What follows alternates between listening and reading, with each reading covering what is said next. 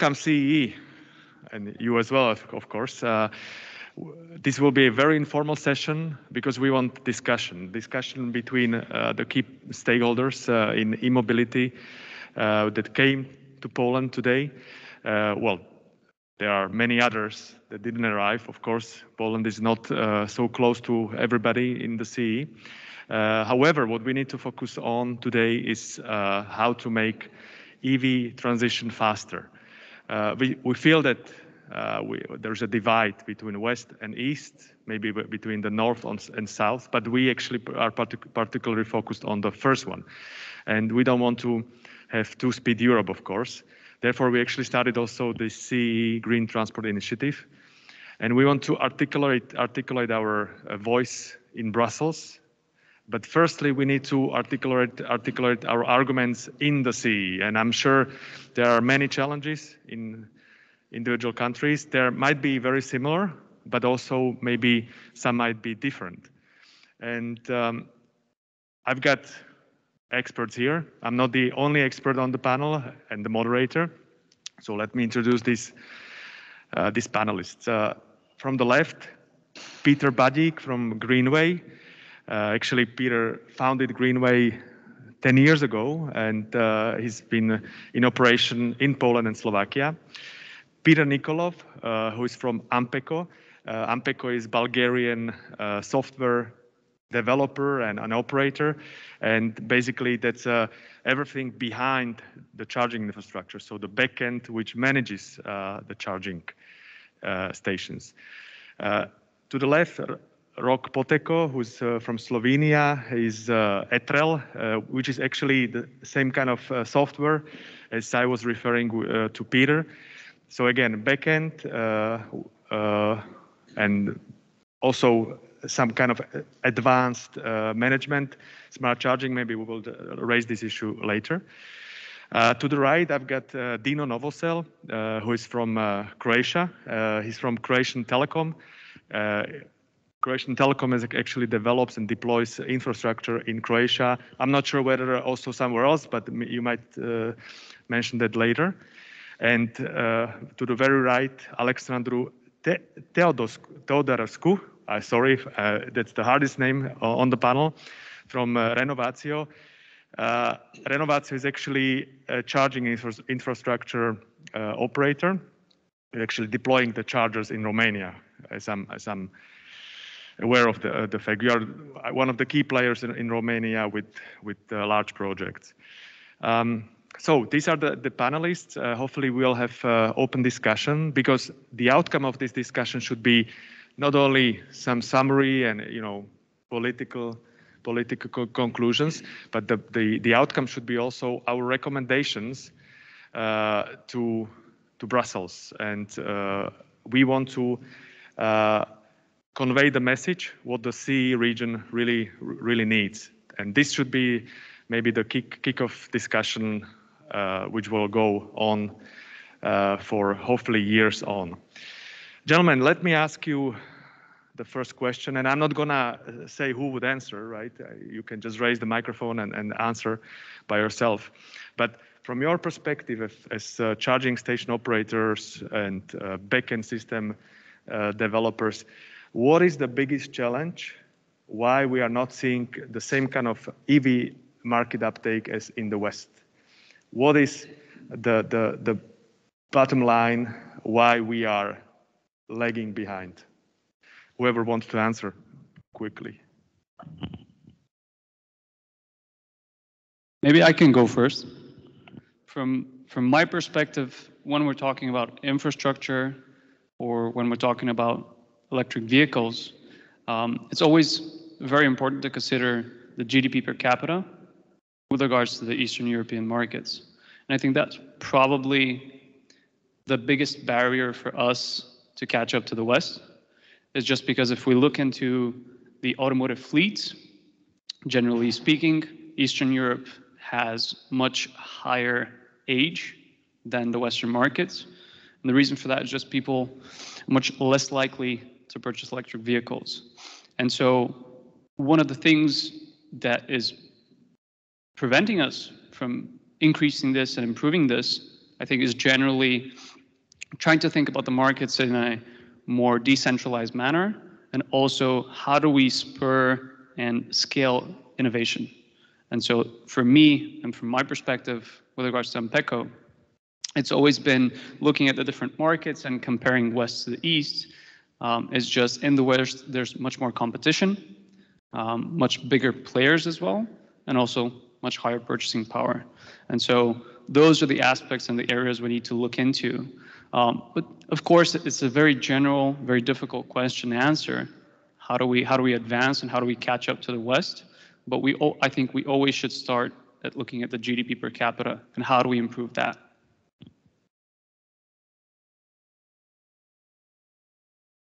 To the next one. Yeah, of course we can also add some.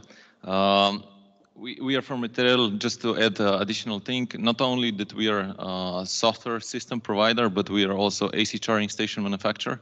But yeah, how we see also this, that basically where are the biggest deployments currently of the infrastructure, and also where the EV uptake is currently happening is also in the countries where it is promoted more and more also by the government and by the different policies.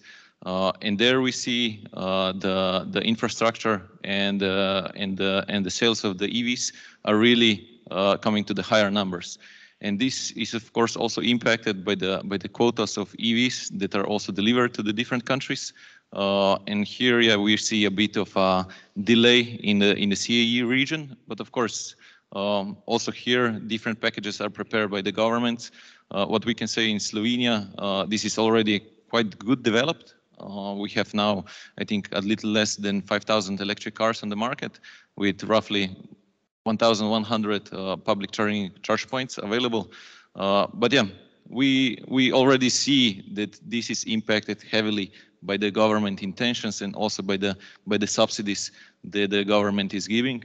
Like Peter said, related to the GDP per capita, is because the EVs are still expensive. So it is how to approach to users and what to give them to really push this adoption of the EVs forward. German, I might go deeper in this question because I don't want to go and just swim on the surface of the topic. Let's deep dive. When we speak about charging infrastructure, I just researched and ACEA, the Brussels-based European Automotive Association, actually did a little analysis. And when we look at the penetration of the charging stations in Europe per 100 kilometers, the top 5 performers are from the West, and well, one is Portugal, so it's south, but it's actually Netherlands, Luxembourg, Germany, Portugal, and Austria. And the penetration of chargers per 100 kilometers is at 6.1 up to 47.5. Okay, so each practically the best performer has one charger or 2 chargers per each 100 kilometers. On the other side, the worst performers are in the east. We have 5 countries. I'm not gonna name them, but one is Romania, by the way, and I want to go. Maybe to you Romania, should name them to Romania directly, because I think Romania is the worst one. It's 0.2 per 100 kilometers, and let's talk about why up to 0.5. Okay, we know that we are not as rich as the West. I mean, we don't have to reiterate this. Let's talk about targets. Where do you see the targets in terms of European regulation, the EU, and which use cases do you think that in our countries should be stressed and now or promoted? And by use cases, I mean highway, urban, workplace, and particularly interesting to me is which workplaces, which use cases should be financed by the public money. I mean, let's go deeper. Who wants to answer? Who wants to share the view? And I will keep this microphone because I want to be very interactive. And also I want to turn to our audience, because whenever you feel like you have a question or comment, feel free. This is open discussion, nothing formal. We want to summarize the view of the Central Eastern Europe also from the audience. Maybe if I can make a comment. So I would like to compliment also first two drivers that were mentioned, like GDP per capita and other attractiveness for the EV rollout, but also it's electric vehicles are kind of cultural fit. So what we see in countries that are more conscious about environment preservance, it is becoming kind of a lifestyle, and awareness that, you could really impact, your world around you if you switch to electric mobility, right? And cultural aspirations are not unified across Europe. And there is also a very huge showstopper and blocker in the mass market adoption and rollout of the infrastructure, simply because, we all know that, charging stations needs to be connected most likely to the grid. And, grid operations up until a few years ago were treated as national treasures, so it's Romanian, it's Polish, it's Croatian grid, so it's pretty much national thinking about, who should be owning, operating those assets. On the other hand side, we have a paradox because we have electric car manufacturers, which are by default global players. So they are producing global products, and they don't care, if this car will be sold into particular markets. And then we have a clash, because OEMs are now pushing ahead with production of the electric cars, and of course, societies with greater purchasing power, greater consciousness about the environment, they will be first buyers, first movers into this direction. And on the other hand side, if you have technical constraints to build up the network on a unified pace across Europe, you will be lagging behind with infrastructure. So it's typical chicken and egg problem. So if you don't have an infrastructure, you will not be able to convince your citizens to switch to the electric mobility, right? So, and this is something that is really missing on the Central Eastern Europe perspective, a harmonized approach, harmonized messages that should be conveyed from the political level down to the operational level. So we are all operating and developing the networks, and we all just discussed a few days ago, how different approaches from DSOs, from political leaders are coming, and there is no unified approach to electric mobility in Central Eastern Europe. As your Mike, I won't go away from you. Let's look at the Croatian market. You, along with HEP, are the biggest operators. Yes. If you look at the subsidies which were in place in Croatia some time ago, I think they're not reality now, but they might be from the recovery package, as I recall. Which kind of use cases or which kind of chargers or charging infrastructure would you like to see in the eligible hardware and use cases from the public money, and which kind of you don't care about because you think that you can do it by yourself because of making regular business with them? So it's a really heterogeneous topic, and I cannot simply conclude, what's the right approach for the certain market. What I can tell that certainly I believe that public money should be spent in a transparent way to support the deployment of the public infrastructure, not only in those locations where there is a demand coming by default, but for the electric vehicle users, it's also important to ensure the coverage and reliability of the infrastructure. And we are now in a situation that we fundraised a lot of money from Brussels, from the central government. We deployed fast charging stations and ultra fast charging stations across some critical corridors across Croatia. And then when you see the utilization rate, it's like 2 or 3 sessions per month. And then you are receiving, feedback from the manufacturer, guys, are you nuts? You're expecting us to keep your infrastructure alive with 3 sessions per month? Our products are not designed for that low level of the asset turnover.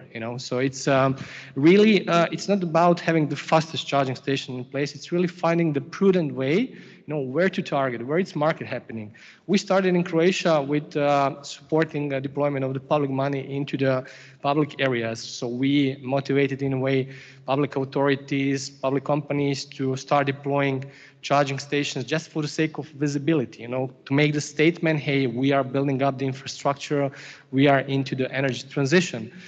But then suddenly when you see coming real customers with a real charging demand, then you need to follow the crowd. You need to perfectly understand, few steps behind the real market is happening, who will be the next one who will be in demand of the charging infrastructure. And you should be able to design, appropriate proposition, because there is no one size fits all. There are many different business models that are currently being deployed not only in Croatia, but also across other different markets. But you need to start from somewhere. You need to build up some anchors of the infrastructure.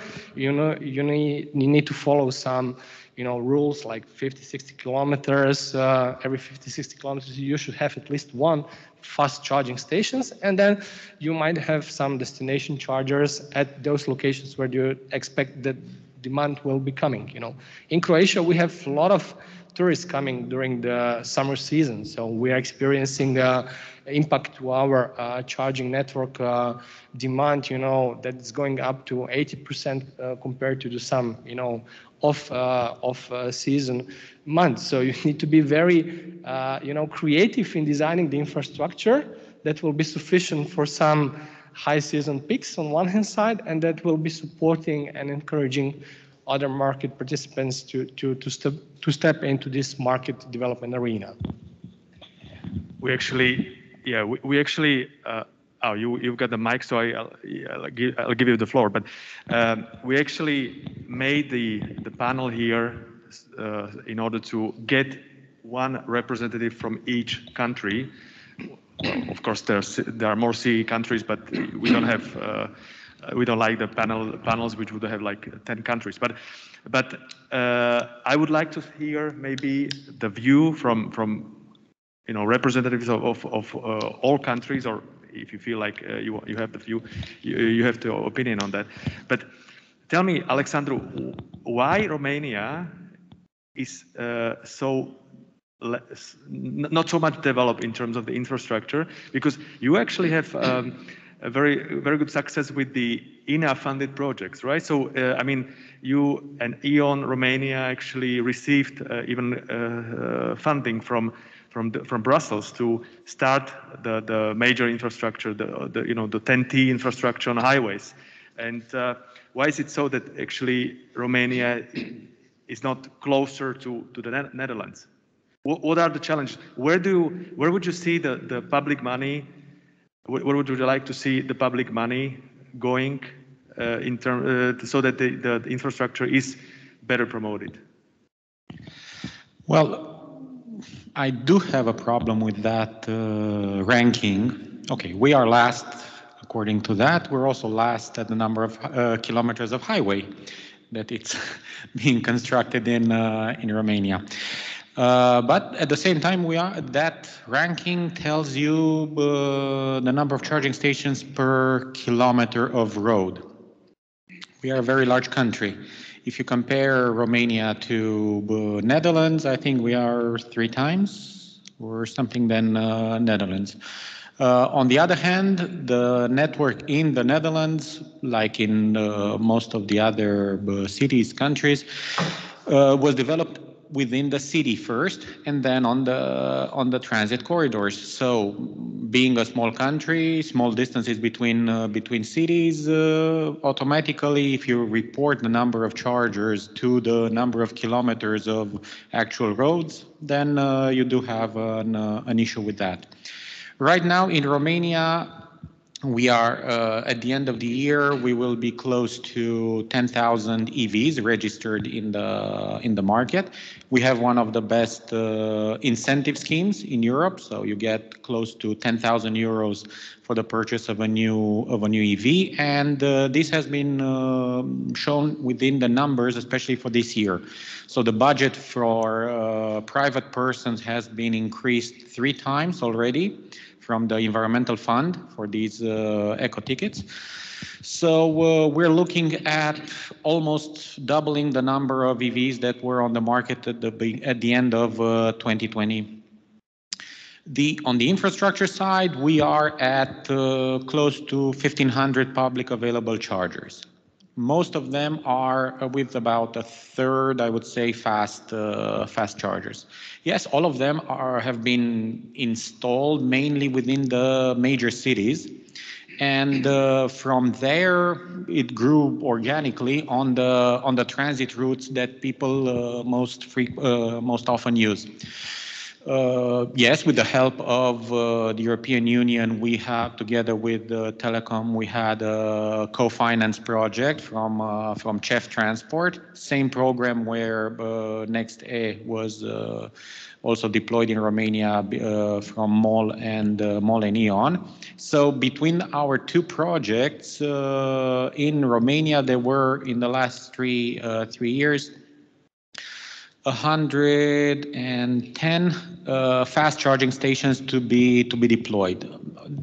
The problem was that there were certain corridors where you can deploy these chargers, which were the core network corridor of the 10T network. So we were not allowed to deviate from those corridors. Now with the new call, there are more roads, and we will prepare a new project for the coming years where we will target more transit corridors. But overall, for 10,000 vehicles to have around 1,500 publicly available chargers is a good ratio, I would say, to start with. Of course, it's never enough if you ask the customer, the driver. They want to have, as you mentioned, chargers every 50 kilometers, every 60 kilometers to alleviate the range anxiety. But at the same time, I would say that, as Dean also said, the major constraint is the availability of locations, of power for these locations. And now we're not going to talk about 50 kilowatt chargers anymore. We're going to go to 150, 350, so the power becomes an issue. I will come to the challenges later. We'll talk about it really in detail. Peter, you actually are active in Poland, and not only as the charging infrastructure, but Greenway is actually very active also in lobbying in Brussels, right? And with Charge Up Europe, you actually created organization which directly is working as the lobbying organization in Brussels, and you're right now actually working on AFIR, right? AFIR, this is the Alternative Fuel Infrastructure Regulation, originally directive, now turned to regulation. I would go into detail here, and well, we heard that when we don't have enough chargers, well, we don't have enough EVs as well, so then the ratio is not so bad, but we want to see more EVs and also more chargers. AFIR actually suggested that we would have the target at 1 kilowatt of power per 1 car. What do you think about this? Is this sufficient?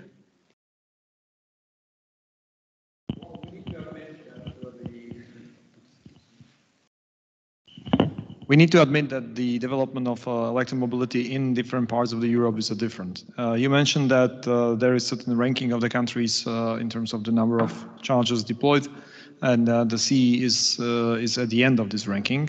There is as well another ranking which is saying how much, or another number, which is saying how much of the public charging infrastructure is deployed per 1 battery electric vehicle, and that's specific countries.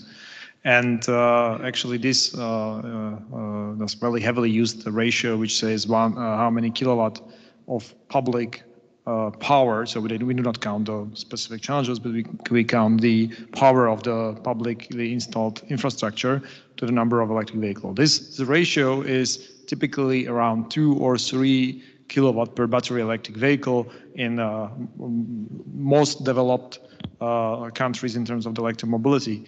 In countries of our region, this ratio is much higher. If we calculate it for Poland to be somewhere around 8, in the case of Slovakia to be something around 10. It basically means that in terms of the investment and number of chargers or the power of the chargers which are installed on the public places, we have a very robust charging infrastructure. Obviously, it's rather saying the truth about the cars. And you ask what could be changed and what is the bottleneck. And so I really want to stress again that the number of electric vehicles in our region is the most critical bottleneck for the development of the electromobility and the charging business.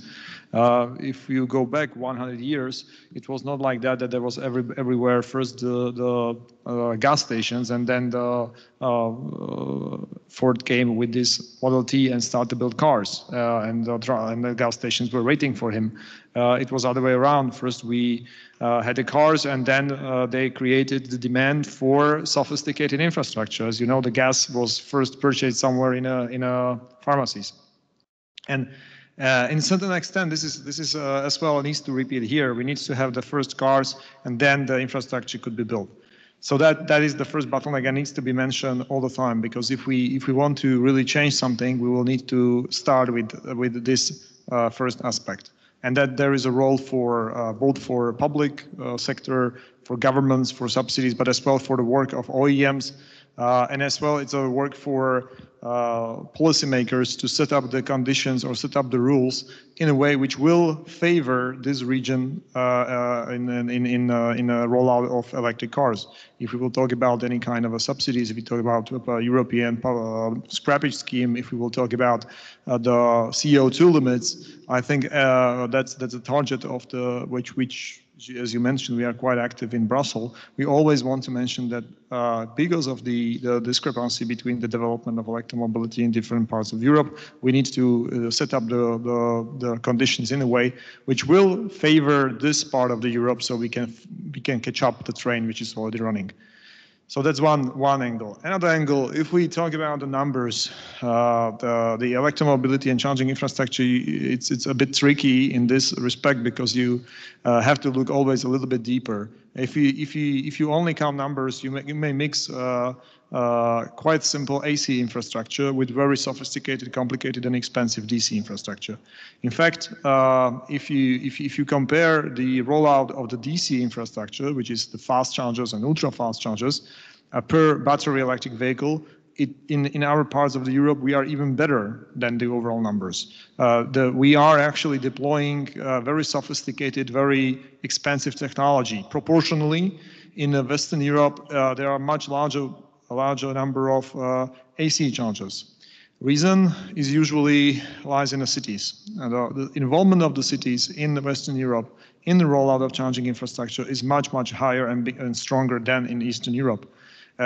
It translates into very high numbers of charging points, usually AC chargers, which you can find in big cities like Paris, Amsterdam, Berlin, many others. So if you ask me for a second thing which could be done and should be done and improve the number of charging infrastructure in our part of Europe, that would be the engagement of cities. And here, the first and most important thing is to create capacity, in, I would say, even human capacity and process capacity to execute the large projects. And the last thing is obviously the investment. Alex talked about the projects, about the CEF funding. Our company as well was a beneficiary of some funds, but we need to understand the scale of the challenge we are facing. Actually, all the investment which we were able to activate, in our case, for example, we were able to reach to the EIB for financing, it's still very low. Comparable to the volumes of investment which we need to deploy, comparable to the volumes of investment which needs to be deployed from, which is being deployed at this moment in Western Europe, the investment amounts are extremely low. So we need to come to not millions, not 10 millions, we need to come to hundreds of millions, and we need to build the companies which will be able and strong enough to handle such an investment with public support, with support of CEF funding, with support of the EIB and similar banks. But we need to be able to deploy hundreds of million euro, because CEE countries is a home of 60 million people. It's not a small piece of cake. It is a very big piece of cake. Maybe in a smaller countries, not so concentrated like in Germany or France, but still the amount of investment needs to reach, I would say, billions. And for that, we need a very strong local players. Well, as I represent here, not only at the moderation side, but also Slovakia's EV Association, I can just share with you the approach that we actually picked with 30,000 kilowatts in charging capacity, which would be like 30 megawatts. We actually decided that we would focus in Slovakia, and that's what we push for as the association. So to channel the funding, the public money into particularly ultra-fast charging, so long distance traveling on the highways. And we convinced the respective ministry to allocate 50 million euro from the recovery package, of which 30 million go to ultra-fast charging, so 230 ultra-fast charging points on highways.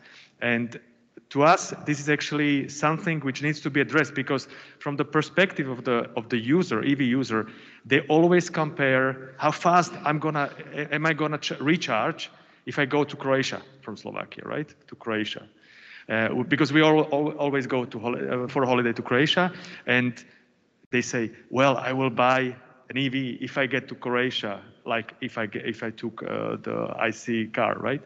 So we said ultra-fast charging, so that we make you happy. And of course, we want to see the long distance traveling enabled. And with 30 million going into ultra-fast charging, then the rest goes into AC and DC in urban areas, both allocated to private companies and to municipalities. So this is what we can share from Slovakia. And what is very interesting is the process of deploying ultra-fast charging on the highways is very difficult. We can see that from experience from INEA-funded projects, grid connection on highways, and permitting and licensing is a tremendous job. So why don't we go into challenges? Because we all have experience already. And my obvious question would be, what is the challenge to be faster? Which areas are the most critical ones for the rollout? And before, Peter, you start, if you want to react, I still have the option for the audience. If you have any question, you see the mic in front of you, go ahead and be very interactive. We like open discussion. Go ahead. If you allow me, Patrick, before we get into the challenges themselves, I would definitely love to cover something that I think is very important. A lot of attention is going towards that high-speed DC charging infrastructure, and everybody talks about it. It is indeed very difficult and expensive to roll out, but I think a very important way to think about EVs in general is they are a smartphone on wheels, and you don't go to the supermarket to charge your smartphone, you charge it at home overnight. And this is the same way that we should be thinking about EVs, is charging at home, or basically the place where you park your car at night. And so that's where a lot of the focus, I think, should be coming from municipalities and policymakers to make sure that that happens. And so, Peter, when you were talking about a lot of the ACs that are rolled out in Western, in the Western markets or in cities, and cities play an important role, I think that should be the same thing that we need to do in Eastern Europe. Because as you know, most of our population doesn't live in single family homes. Most of our population lives in apartment complexes and buildings that don't necessarily give everybody the chance to have their own parking space. And so most of the parking spaces, for example, in Bulgaria, are owned by the government and municipalities, right? And so people are going to be parking their cars there, and it's not very easy for you to yourself, when you buy an EV, to set up your charger. Like, you have to go through a very serious process that takes a lot of steps to set up a charger there. And in many cases, you might be blocked, right? Because a certain neighbor doesn't want that to happen, right? And so there's a lot of barriers for that type of charging. And generally at Ampeco, because we are a software company, we see many different use cases all over the world. And we think, based on our experience and our knowledge and the data that we have so far, is that charging at home, charging overnight, is going to be 90% of the experience that people have. And so that's where we should be focusing. And it seems to me that a lot of the moment of the discussion is on the DC high speed. And I think we should shift that away from DC to AC charging overnight. And also, it's much better for the vehicles themselves, actually. If you do use an EV, you probably know that DC fast charging is damaging to the battery. So the more you do that, the less cycles you have with your car. So I think that's where we should focus a lot with regards to use cases. Yeah, I definitely agree. But coming back to my question, I will actually, I will provoke a little bit, because from my data here, the process of permitting and connecting of charging infrastructure is the bottleneck. And if I look at 6 CE countries, Hungary is the worst performer, where the connection, grid connection, could take up to 545 days, up to when you are connected with the charger. So it's actually almost 2 years, right? Yeah, well, 1.5. Czech Republic, it can take 540 days, up to the point where you are connected. I don't have data for Romania, but I've got data for Croatia. You are pretty good with the grid connection, although you're not doing very well with permitting. It can take like 150 days to get the permit. And by the way, if you include some advanced hardware like battery, they will take ages. I mean, there's no process which would be transparently preset, so that the operator or whoever wants to do the deployment, who would understand that, what needs to be done. So, coming to my original question, what are the challenges? And this is just to give you some clue what the data show.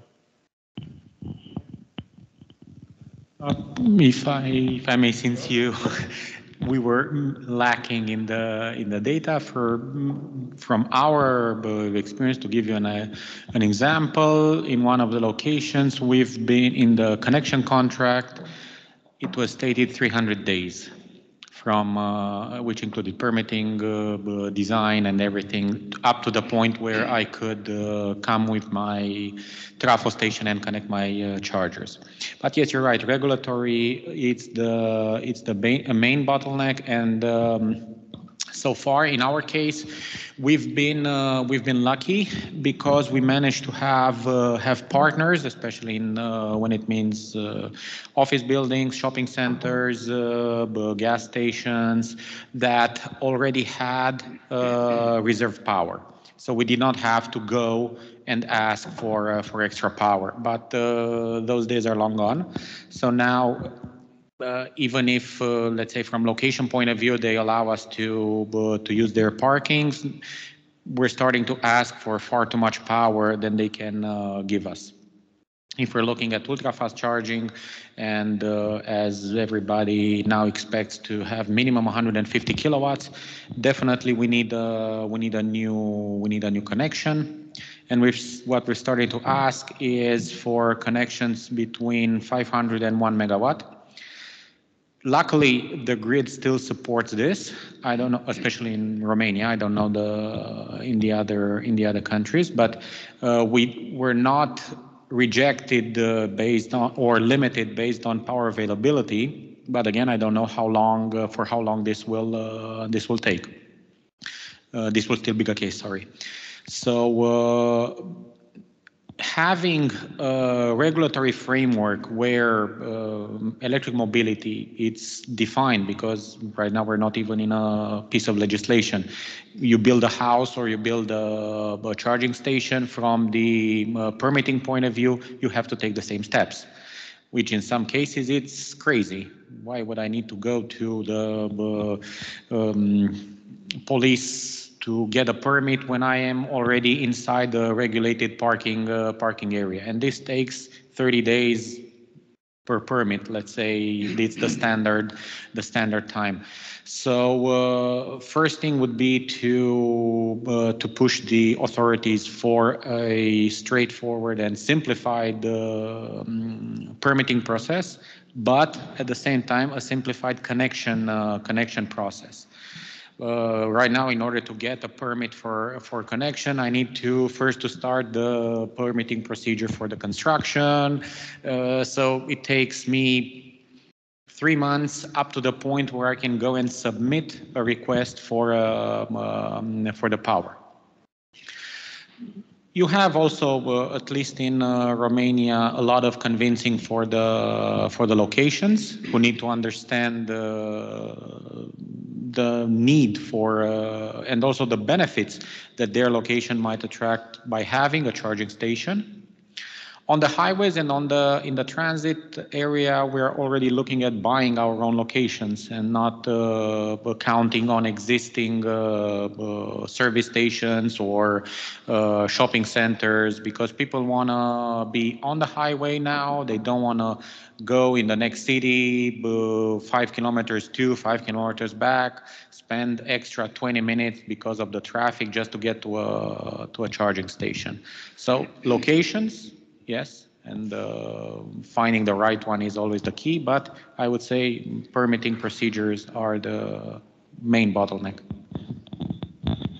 Maybe if I can make an additional comment, I believe that everything starts with a country ambition. You know, what we want to do with this thing called electromobility is quite cross-sectoral, heterogeneous. You have to speak with many different stakeholders that are governed by different ministries. So it means you need to have a single point of contact within the government who will be establishing a really task force who will then go further down into deep diving of the operational problems we are facing, because some of those problems are similar across different markets, but there are also some country-specific problems.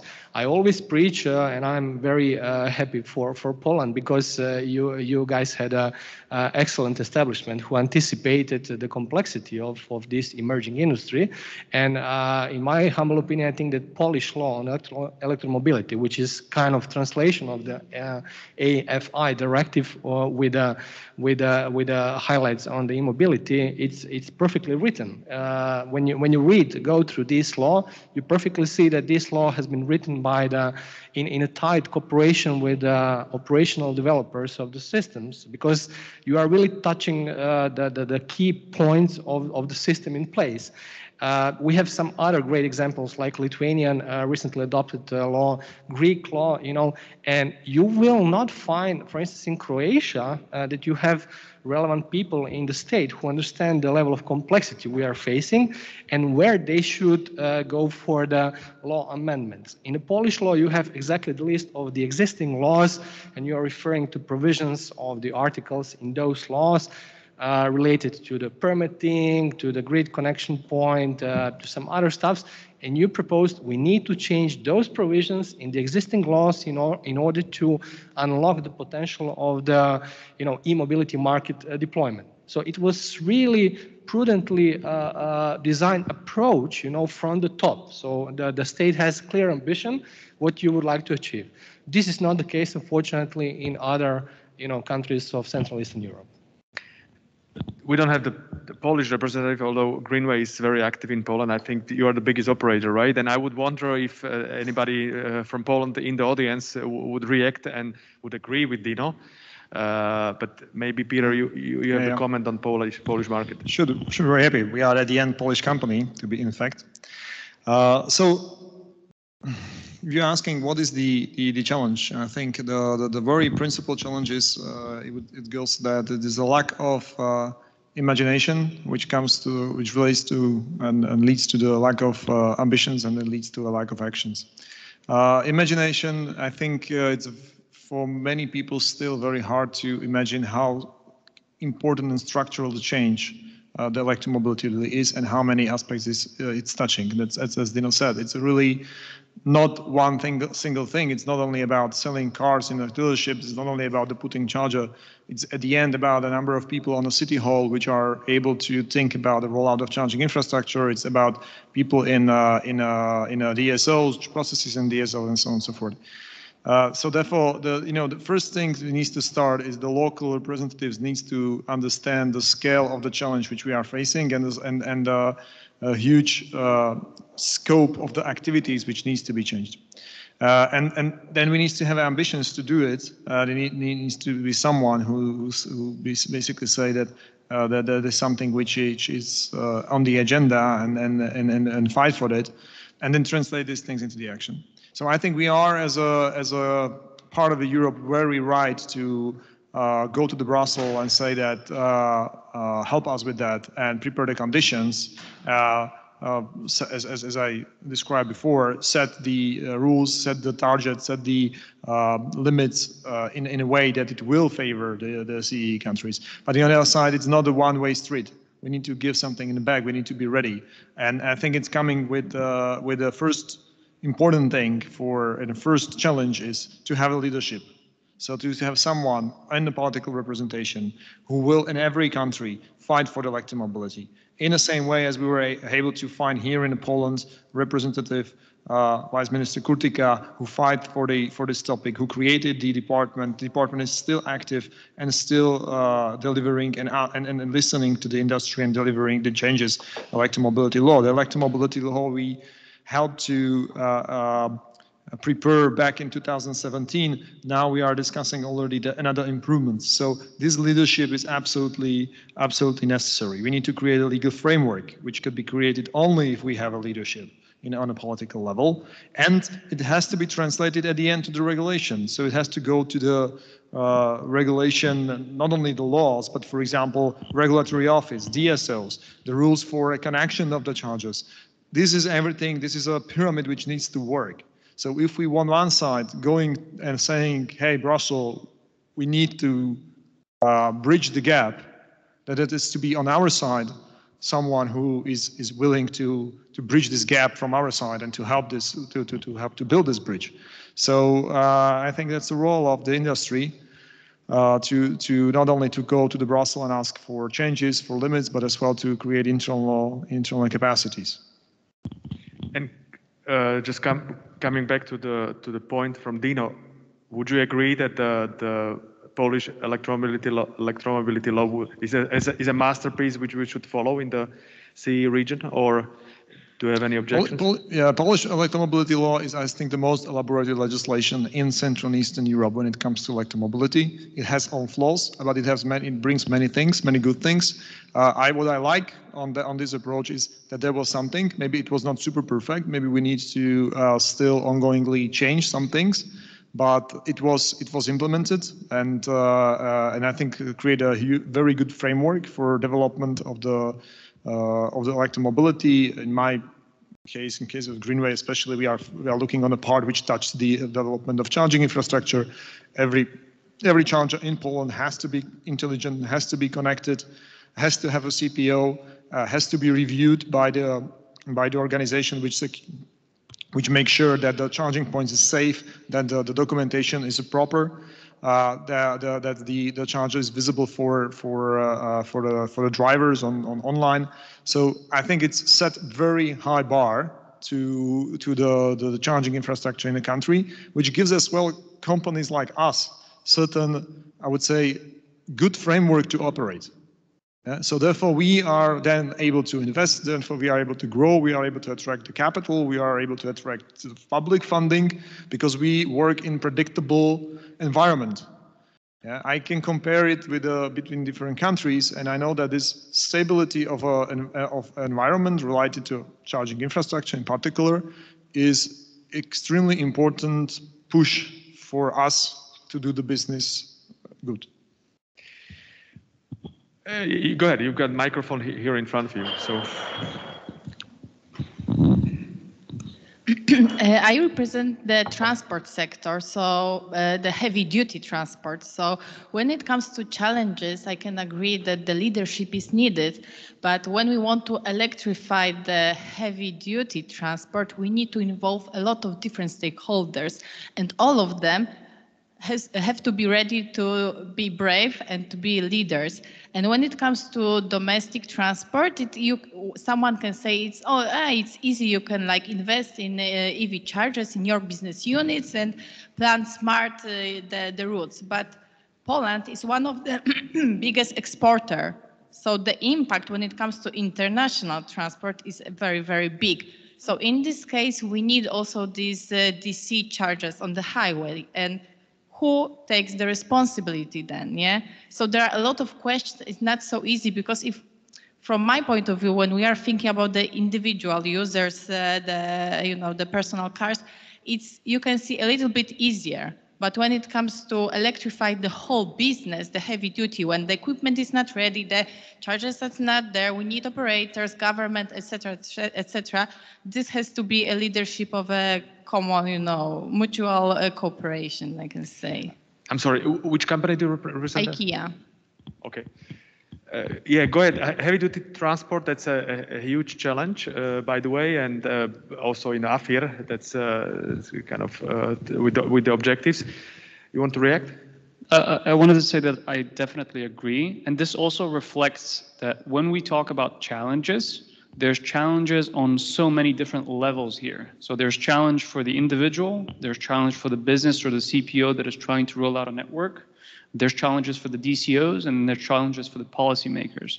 So it's a very difficult question to answer in just a couple of sentences, of course, because it has so many aspects and different challenges for everybody will be faced by different solutions, right?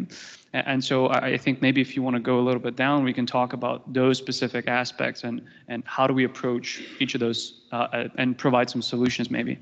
I will go down into detail, but before Peter wanted to let me react because this is something which reminds me times of several years ago. When we started the Greenway, there was no charging infrastructure. There was a 30 electric vehicle in Slovakia. When we came to Poland, there was 2 fast chargers. And basically all the media was full of hydrogen cars, which are going to be a better and superior technology and going to replace the battery electric vehicles. Absolutely copy in case of trucks at the moment. No infrastructure, no trucks. And everybody in media are absolutely clear that there will be going only hydrogen cars and not battery electric vehicles, which is, I think, is not going to happen. So I think this is the same path. I wouldn't be pessimistic in this way because we already went through it, and there are companies for which this is already a playfield. So if you talk about our company and trucks, for us it's not a big change. It is a big question if it's already a right time, what kind of support we can get to go into the risky projects. If we can combine it with the infrastructure for the normal cars, it would be much easier for us because it's really risky and expensive. It's really something which we did 6 years, 7 years ago, but I wouldn't be pessimistic in this respect. But again, the same applies, as I said before, electric cars. Leadership, legislation, regulation. And just to remind the audience, and I'll give you the floor with the question, you can take the mic. The AFIR actually presets the targets also for heavy-duty vehicles. I think it is 350 kilowatt as the minimum. And the standards are actually clear, CCS. It's the only challenge is to start, right? And I think with AFIR, there will be a market going into this direction. I would actually disagree with Peter here because the charger is almost the same, but the size of the place is slightly bigger, but that's easily doable. Go ahead with the question. You have to push that because you are muted. No. Yeah. So I actually want to react to your question because I'm somewhat familiar with two opportunities that could have addressed this problem. One is actually a missed opportunity already, the other one is still possible. The missed opportunity a couple of years back, the EU policymakers were discussing the mobility package where there was discussion on parking spaces, safe parking spaces for truckers. There was no mandate there to include EV charging. So that was a missed opportunity, and probably we'll get the chance to revise that in 5 years or so, with this taking effect in 7. Maybe that will help. But the second still possible opportunity, and it's kind of related to the AFIR that you mentioned, but more so to 10T and the funding that's related there in the context of urban nodes. Right now, in most of the countries in Central Eastern Europe, there's like 1 or 2 urban nodes, which are, generally around the main cities. But when we talk about the work of IKEA, and you have quite a lot of resources, but if we talk about a smaller company, they will need to have those urban nodes linked to funding where you can do public-private partnerships and use EU funding for the purpose of creating that infrastructure for trucks. So that's something that I think a lot of people in Brussels will be lobbying for, and I'm glad to know that guys like Greenway are in charge of Europe where they can push that. So hopefully we can still address this and help in the context of policy. If you can pass the microphone behind you.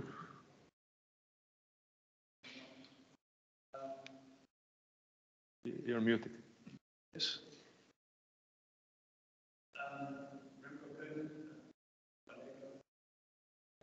Well, again. No? Yes. Okay, here we are. Remco Keunen. Hi. Working for Allego. Responsible for developing countries in the south of Europe, east of Europe. So a lot of the barriers are interesting to hear, and it's the same as we see and feel. I was just thinking it's not super complicated, the challenges. So there I disagree a little bit.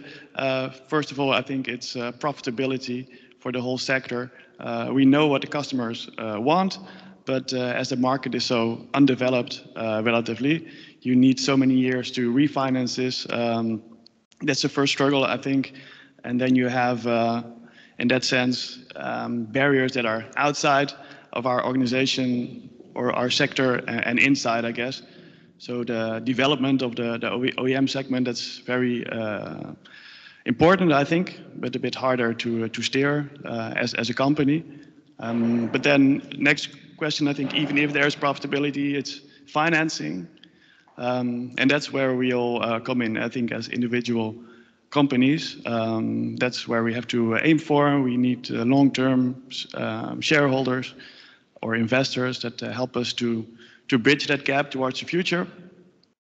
So that's easy barrier number 2, but let's say you can do that. And then it's, of course, looking for the right location with the right technology and mapping and matching the user demand over there. That's tricky, depending on which kind of company you are. I think a lot of oil and gas companies don't have a difficulty there. But if you're new in the space or don't naturally own locations, that's pretty problematic.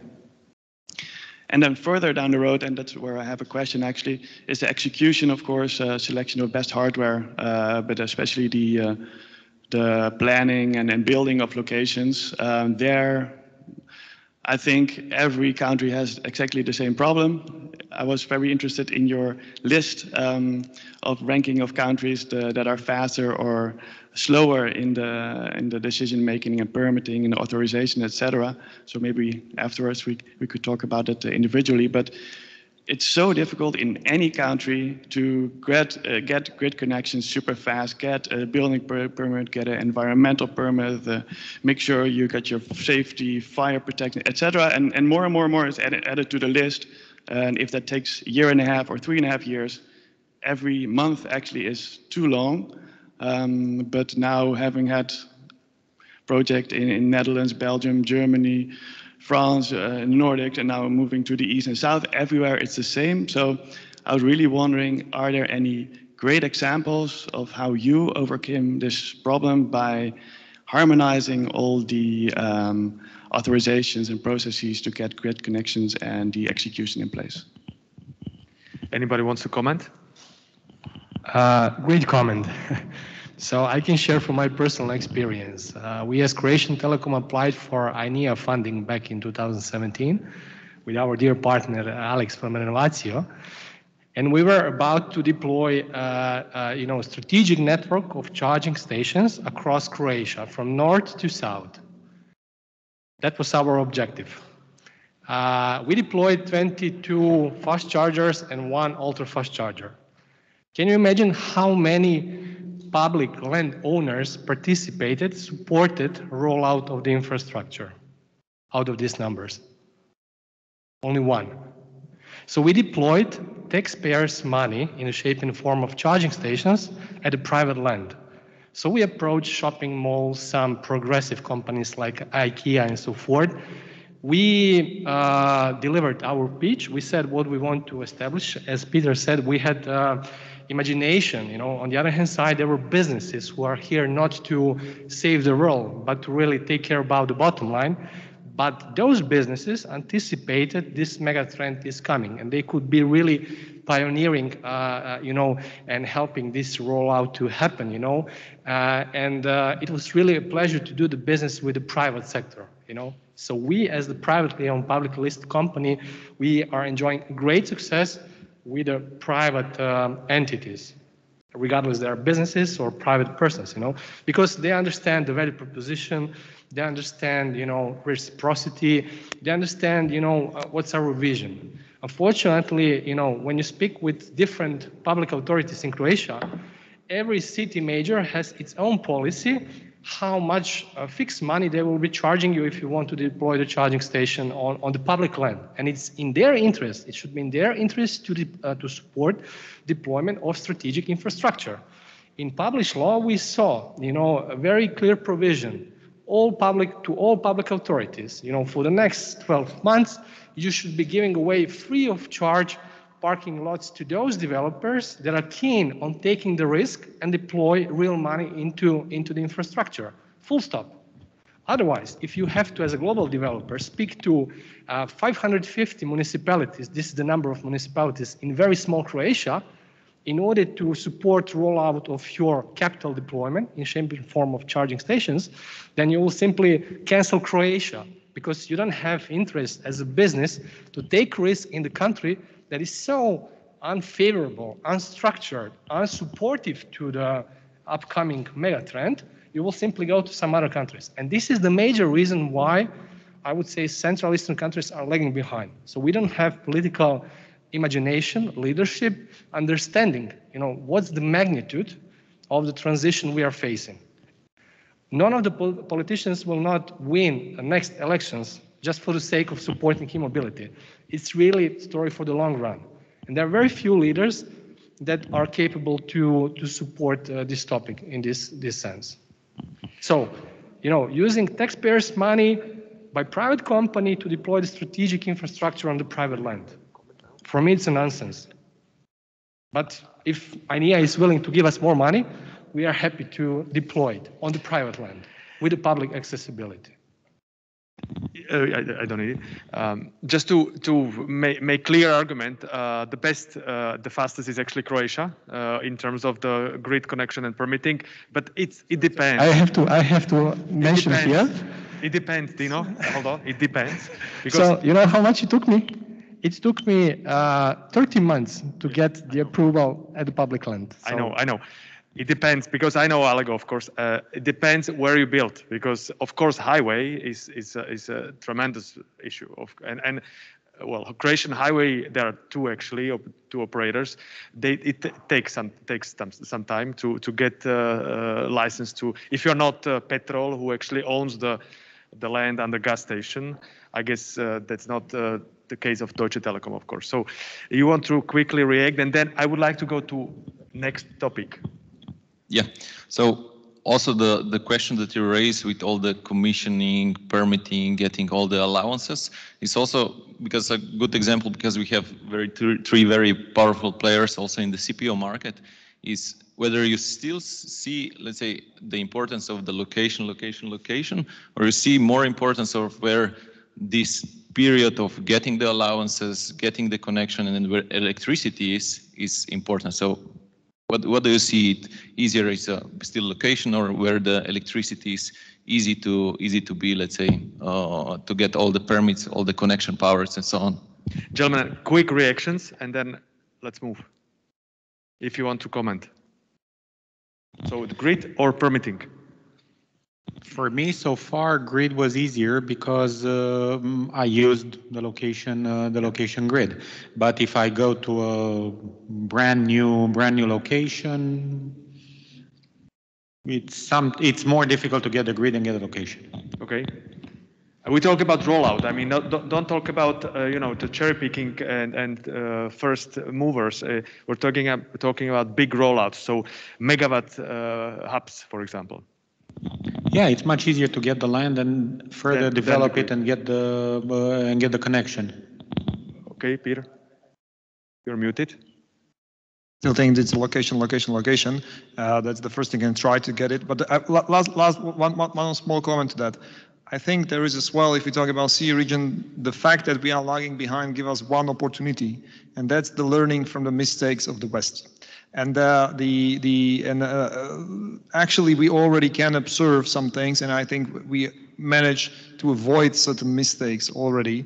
Like, for example, a very brief comment is the tender for locations for charging infrastructure on the Polish highway, which was, I think, very well prepared, which secured that on every rest area is only one operator, which which I see differently in Netherlands. I see rest areas with 3 operators, which is, in my view, for the future capacity problems, huge issue.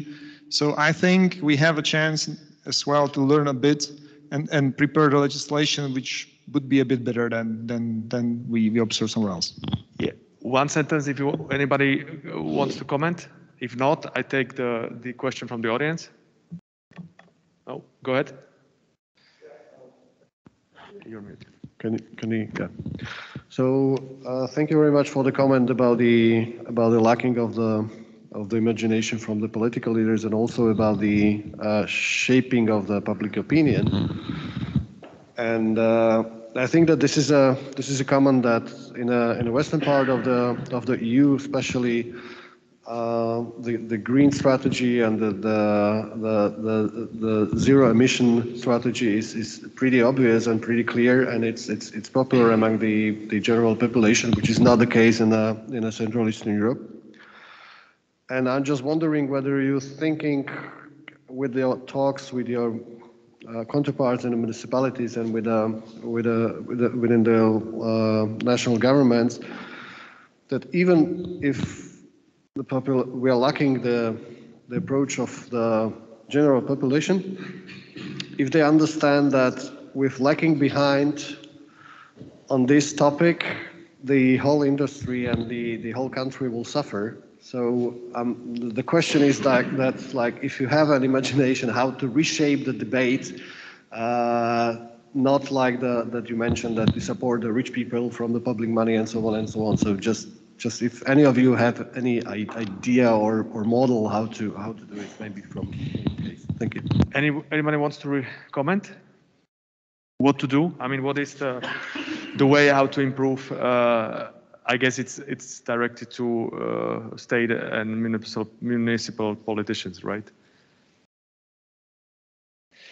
We don't know. Let me. No, it's actually about legislation. That's clear. I mean, what you have in Poland sets the ground for further improvement. In our case, in Romania, as I said, electric mobility, it's not even defined in any legislation. I cannot get, I don't know, parking benefit for an electric car because the electric car is not defined in the legislation. I cannot, even in a private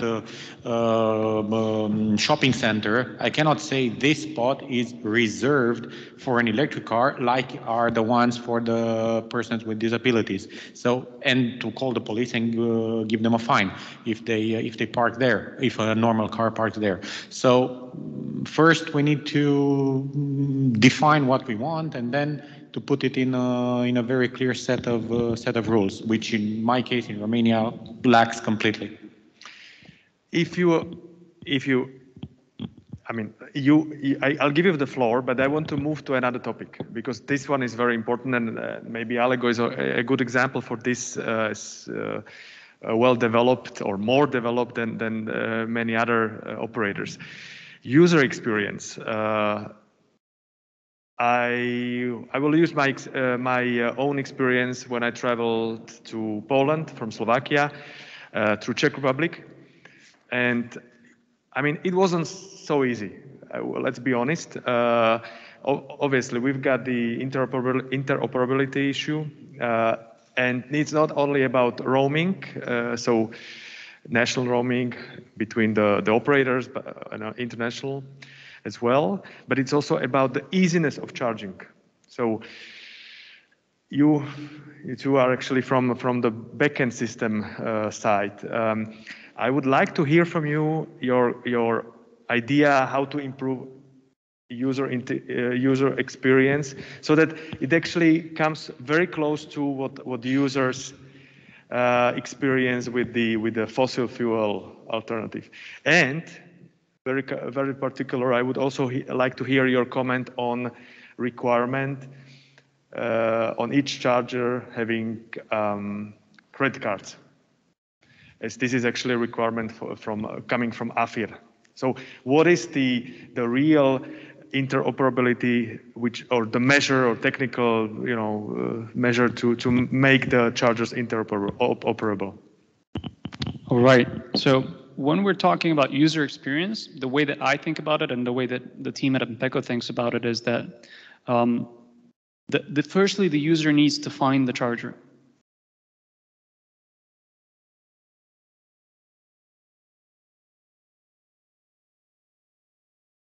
On that app, you see the chargers available by the specific CPOs, and if those CPOs have integrated with roaming providers, then you'll see chargers from other CPOs as well.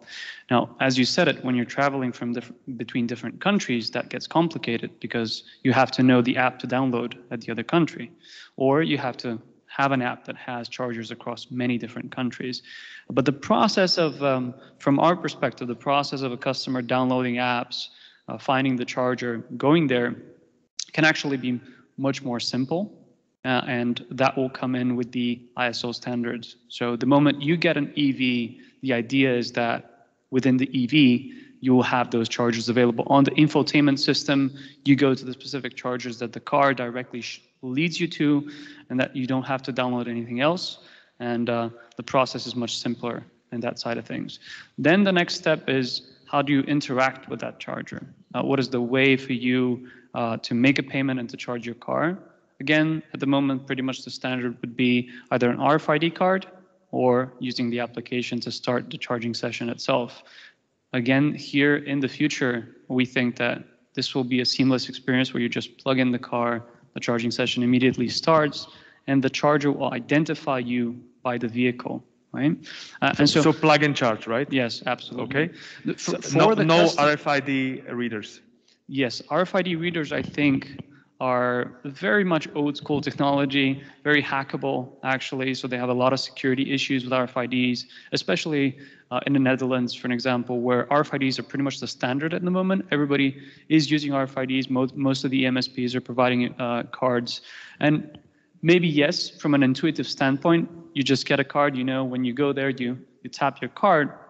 It sounds very easy, but generally, we think that this is a step behind the innovation, right? And so in the future, that will change. Have the microphone. Yeah, I can also definitely comment on this. For the long term, we definitely see also the plug and charge as let's say the development and make it easier to the users, or simplifying the user experience. Of course, we need to do certain development still there. I think there are a couple of cars, only 4 cars, 5 cars currently on the market that are supporting plug and charge. There is also the hardware that needs to be in place, and also the software systems, so everything needs to be aligned.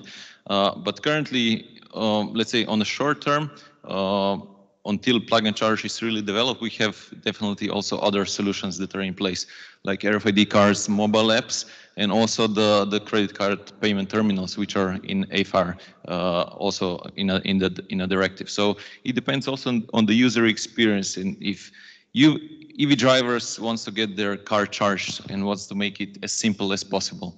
And usually, let's say the EV drivers, when they're shifting from the ICE car to the EV drive to the EV, they're expecting really seamless user experience. But currently on the market, there are sometimes certain challenges because either each CPO or each EMP is providing, let's say, different user experience. Some are providing RFID cards, some mobile apps. But now with the credit card payment terminal, it can become much easier.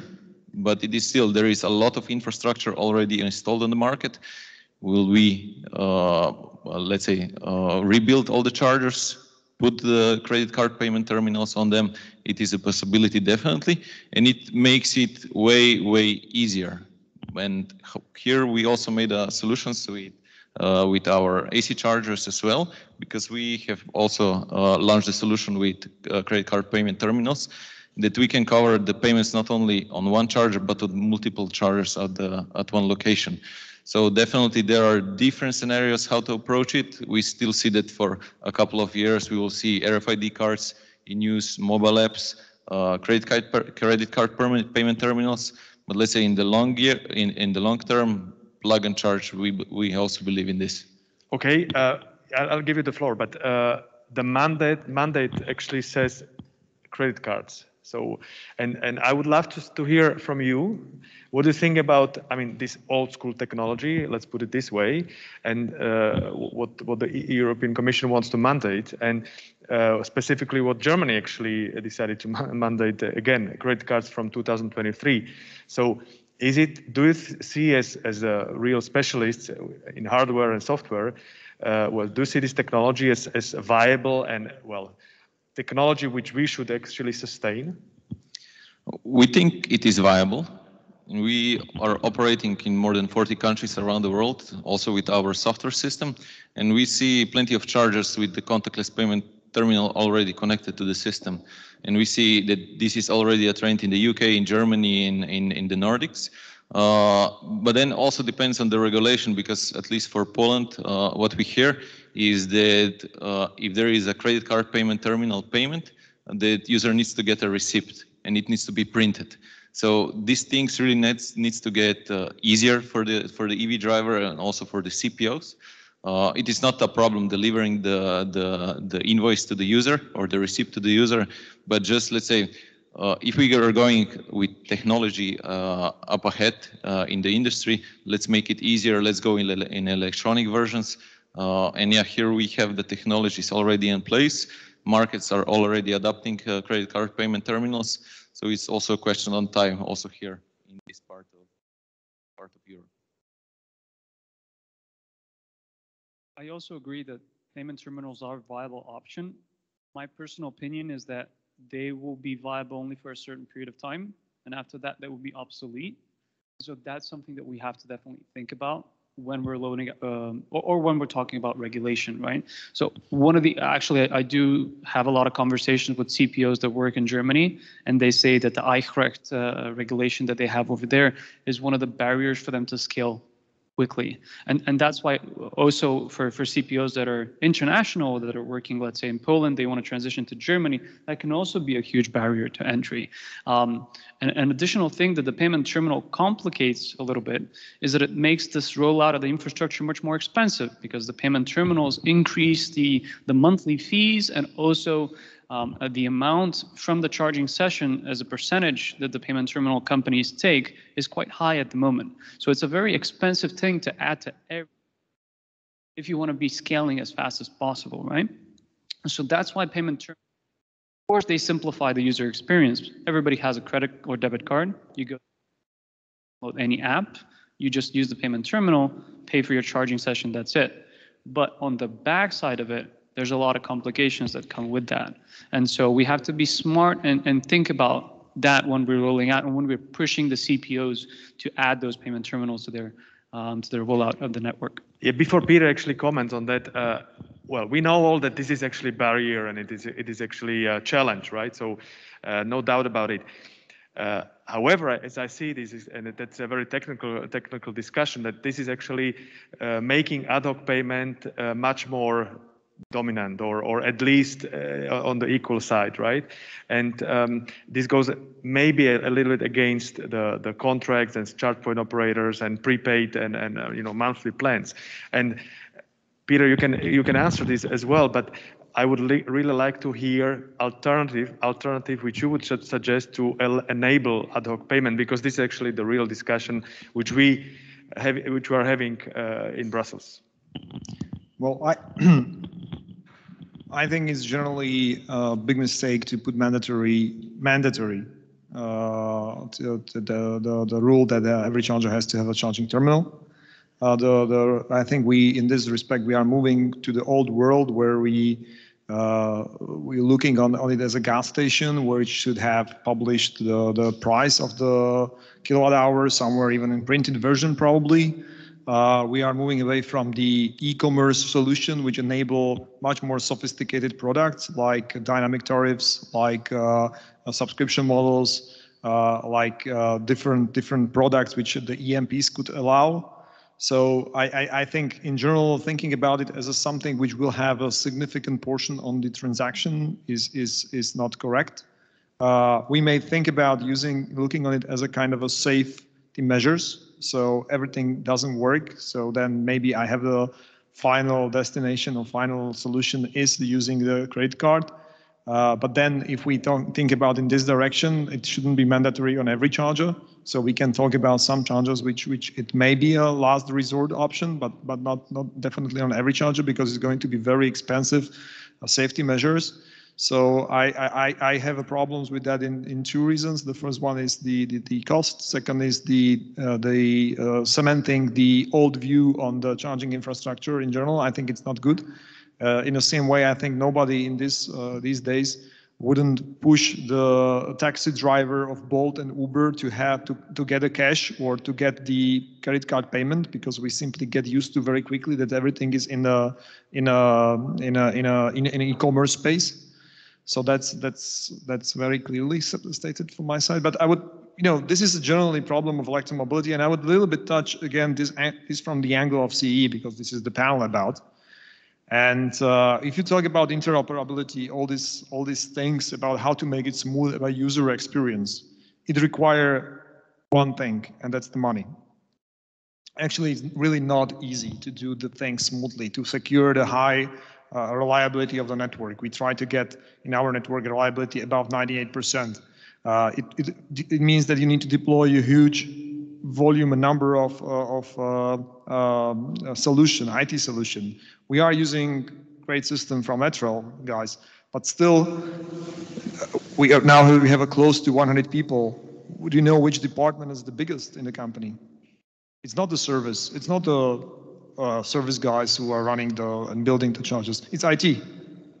So actually, to allow this, you need to have strong players. You need to have someone who can allow to hire large number of very well paid IT guys. And for that, you need to have a business case. So I would say that if we want to improve the user experience, if we want to have something very smooth in Central and Eastern Europe, we have to have as well here players which are able to invest into the user experience. User experience is very expensive things. It's much more expensive in certain case than the charger itself. If I may, okay, go ahead. The whole idea in the beginning was, as you mentioned, user experience.